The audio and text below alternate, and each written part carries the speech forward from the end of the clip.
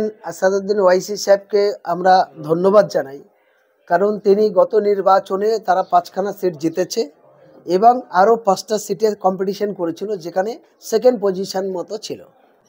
Recent এবছরও তাই राहुल गांधी के प्रस्ताव दिएছিল, तेजस्वी यादव के प्रस्ताव दिएছিল जो कम से कम आप 8 सीट मुझे दीजिए, क्यों हम 10 सीट में लड़ाई किए थे और 5 सीट हमारा चुना हुआ जीता हुआ है, 5 सीट में हम लोग सेकेंड हुआ था। लेकिन इस बार में हम 2 सीट और छोड़ दे रहे हैं, हमको 8 सीट दीजिए। ফলে আমরা বুঝলাম সে কংগ্রেস এবং তেজস্বী প্রসাদের সহ অন্যান্যদের জোটের মানুষ তাদের সঙ্গে ঠিক ব্যবহার করেনি। ঠিক বাংলায় আমরাও চাই একই রকমভাবে বিকল্প সমস্ত মানুষ চায় সামাজিক পরিবর্তনের ক্ষেত্রে মানুষের জীবনযাপনের স্বার্থে রাজনৈতিক নেতাদের আবারও বলছি, গোটা দেশ জুড়ে আমরা একটা জিনিস লক্ষ্য করেছি, যেখানে 1 থেকে 2বার যারা ক্ষমতায় এসেছে, সে বাংলা বলে না, সারা ভারতবর্ষে জুড়ে তাদের দুর্নীতি, অত্যাচার, ক্ষমতার অপব্যবহার এটা ভরি ভরি তার প্রমাণ পাওয়া গেছে। সেই জন্য মানুষ আর চায় না 2বারের বেশি 3বার কোনো সরকার সেখানে টিকে থাকুক। তখন মানুষকে তারা মানুষ ভাবে না, গণতন্ত্রের নামে তখন তারা দলতন্ত্রের রাজত্ব করে স্বাধীন দেশের মানুষকে পরাধীন করে রাখতে চায়, অর্থাৎ গলা টিপে স্তব্ধ করে ভয় দেখিয়ে ঠান্ডা ঘরে রেখে দিতে চায়। এটা ঠিক জিনিস নয়। জোটের নেওয়া হলো না, তখন বুঝেছিল যে নানা রকম যে আমরা একা ক্ষমতায় আসবো, অনেক কিছু করব। কারণ ওয়াইসি সাহেবের একটা কথা তো মানতে হবে যে পার্লামেন্টে 500 550 বেশি সাংসদ, একমাত্র আসাদুদ্দিন ওয়াইসি বলেছে ये 3 तलाक का कानून हमने नहीं मानता है, पार्लियामेंटे दाड़िए बिल छिड़ेছে। তিনি বলেছেন एनआरसीसी का नाम करके और मुसलमान के बदनाम करेगा, हमारे इतना बड़ा आबादी है 40 करोड़ को आदमी को, ये हमको नहीं मानता है। যেটা অন্য রাজনৈতিক দলেরা মুসলমানকে ভোট নিয়েছে, অথচ মুসলমানদের উপরে যখন তলোয়ার চলছে তখন কিন্তু পার্লামেন্টে কোনো সাংসদ সেই অর্থে সঠিকভাবে রুখে দাঁড়ায়নি। সেই জায়গায় দাঁড়ায় ওয়াইসি সাহেব একটা প্রধানত ভূমিকা নিয়েছে, বিহারবাসীর কাছে মানুষের মনে একটা দাগ টেনেছিল। এরা সেই দাগটাকে কমজোরি করতে গিয়ে নিজেরা হুমড়ি খেয়েছে, হোঁচট খেয়েছে।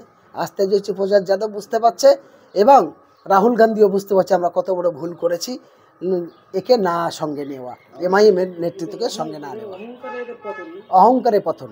এবং আসাম নির্বাচন এবং বাংলা নির্বাচনের ক্ষেত্রে এমন জিনিস যাতে না হয়, এখানে যারা প্রধান বিরোধী বড় দল তাদেরও ভাবা দরকার। আসামে এখন পর্যন্ত যা দেখলাম, মৌলানা বদরুদ্দিন আজমল সাহেবের এআইইউডিএফের কেউ নিতে চাইছে না, ফলে এটা চরম ভুল করবে।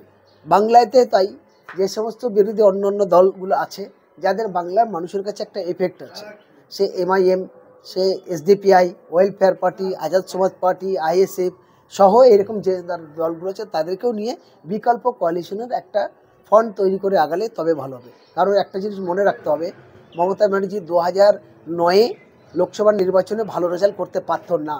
2006-এর পর তিনি একটা ফান্ড করেছিল, যে ফান্ডের নাম দিয়েছিল প্রগতিশীল গণতান্ত্রিক ফান্ড, যেখানে ছোট বড় 17টা রাজনৈতিক দল এবং 19টা গণসংগঠন, যার 5টা লোক আছে তাকেও সেই সংগঠনে নিয়েছিল, নিয়ে তাদের নিয়ে লড়াই করে মিডিয়াকে একটা কবজা করে এবং হাওয়ার বাতাবরণ তৈরি করে ঠিক নির্বাচনের কাছে সে তাদের সবাই পেছনে লাথি মেরে সরিয়ে দিয়ে বলেছে আমি একা, হাম কিসি সে কম নেই। আর মিডিয়া তখন ওই জায়গায় গেছে, আর অন্য মানুষেরা ভেবেছিল এইবারটা তো কমসে কম একে দিই, বড় পাথরকে সরাই। সেইভাবে সিপিএমের পরিবর্তনকে গাড্ডা খুলে মানুষ আজ গাড্ডায় পড়ে গিয়ে হাই হাই করছে। বিহারের নির্বাচনে আমরা দেখেছিলাম যে সংখ্যালঘু 18%, তাদের কোনো পদ আগাম দেওয়া হয়নি।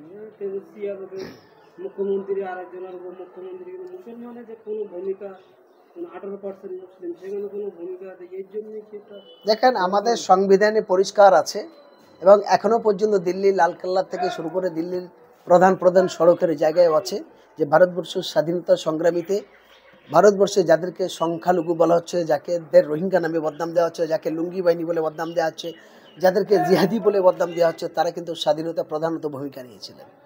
যখন বৌদ্ধিস্টরা আমাদের দেশে নানান রকম বিভ্রান্তমূলক কাজ করেছে, সেই সময় মুসলমানরা একটা ভালো সম্প্রীতির বার্তা দিয়ে বলেছিল আমরা দলিত, আদিবাসী, হিন্দু, মুসলিম, খ্রিস্টান সকলকে নিয়ে আমরা ব্রিটিশ ইংরেজ সাম্রাজ্যবাদকে এই দেশ থেকে তাড়িয়ে এই দেশে আমরা জন্মেছি, আমাদের মাতৃভূমি ঐতিহ্যকে আমরা রক্ষা করি, তার জন্য লড়াই করে তবে 1947 সালে 15 আগস্ট এই ইংরেজ এবং ব্রিটিশ এই দেশ ছেড়ে পালাতে বাধ্য হয়েছিল।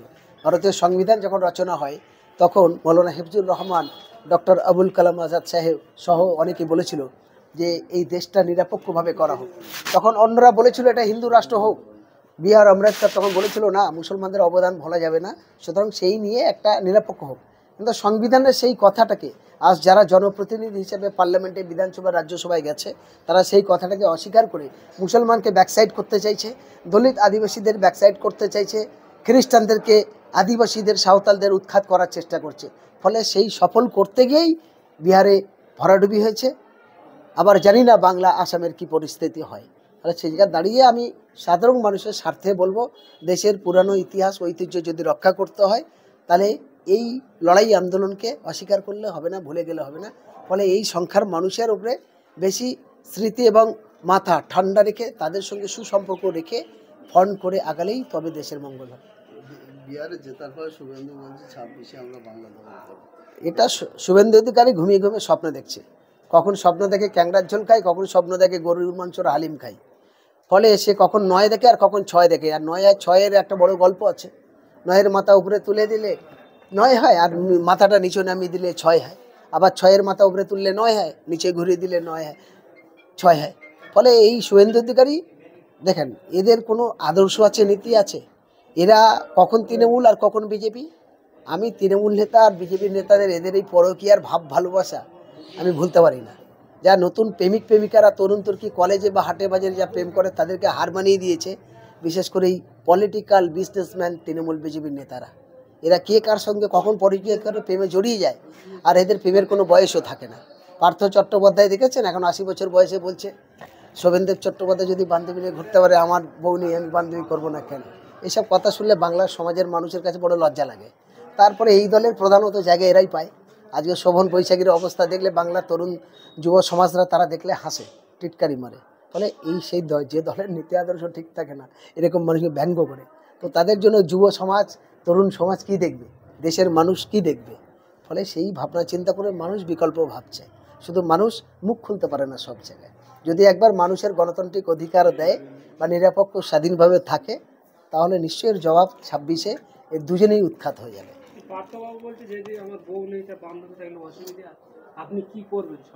সেটা দিদির কাছ থেকে পারমিশন নিক। যদি ওর নিজেরই ভাবনা হয়, তাহলে তার দলের হাইকমান্ডে অন্য অন্য নেতা নেত্রীদের কীরকম মনে হচ্ছে। তার বয়স তো সবার থেকে বেশি, প্রায় 80-র কাছাকাছি। দিদি তো সব জানেন। ওই তো বলছি, তাহলে উনি যদি এই কথা বলে, তাহলে দিদিকে বেশি ভাবতে হবে। সাংবাদিক সম্মেলন করে দিদি বলুক বিষয়টা কি। দিল্লি যে বিস্ফোরণ হয়েছিল তার পরের দিন ছিল বিহারের নির্বাচন, এটা কি একটা দেখেন, প্রত্যেকটা নির্বাচনের প্রাককালে বিজেপি এটা বারবার এটা দেখে যে আমি কত সন্ত্রাস দমন করেছি বা কত সন্ত্রাস করেছি। অ্যাকচুয়ালি কিন্তু বিজেপি প্ল্যান মাফিক পরপর যতগুলো বোমা বিস্ফোরণ বা যতগুলো দুর্ঘটনা ঘটেছে তাই ঘটেছে। মুর্শিদাবাদের একজন মিনহাজ বলে একজন শ্রমিক মানুষ, বিহারে এই দিল্লি বোমা বিস্ফোরণ হচ্ছে, তার সঙ্গে কোনো কানেকশান নেই। অথচ তার পাড়ায়, তার গ্রামে মিডিয়ারা যাচ্ছে, গিয়ে তাদের নামে অপপ্রচার করছে, পুলিশ যাচ্ছে।